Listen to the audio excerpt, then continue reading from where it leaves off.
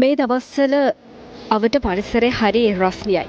අන්න ඒ රස්නිය නිසාම අපිට විඩාව නිවාගන්න පුංචි බෙලිමල් කෝප්පයක රස විඳින්න තිබුණා නම් කොයිතරම් දෙයක්ද.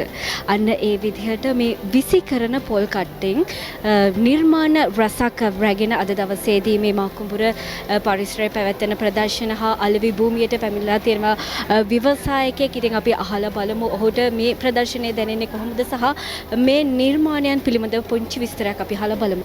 ඇත්තටම මම මේ ප්‍රදර්ශනය සම්බන්ධව ගොඩක් උනන්දුවෙන් හිටියේ.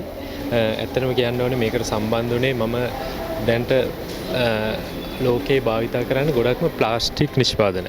ඉතින් ප්ලාස්ටික් නිෂ්පාදන අපි බැහැර කරලා දේශීය අමුද්‍රව්‍ය වලින් දේශීය නිෂ්පාදන වලට මුල් තැනක් දෙන්න ඕනේ.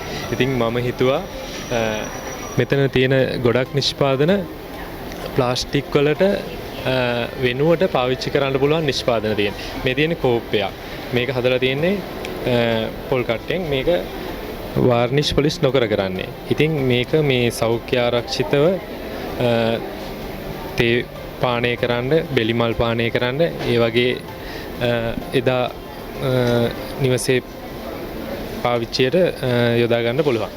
ඒ වගේම මේක ලුණු පොල් කට්ටක්. මේකට ලුණු කැට කුඩු ඕනම එකක් දාන්න පුළුවන්. ඉතින් මේක ගොඩක් කට්ටිය කියනවා මුළුතැන්ගේ ඒ වගේම නිවසේ සෞභාග්‍ය උදා වෙන නිෂ්පාදනයක් කියලා. ඉතින් මේ ගොඩක් නිෂ්පාදන තියෙනවා. මේ හැම නිෂ්පාදනයක්ම වාර්නිෂ් පොලිෂ් නොකර නැචරල් විදියට තමයි තියෙන්නේ. ඒක තමයි මේ නිෂ්පාදනයේ තියෙන විශේෂත්වය.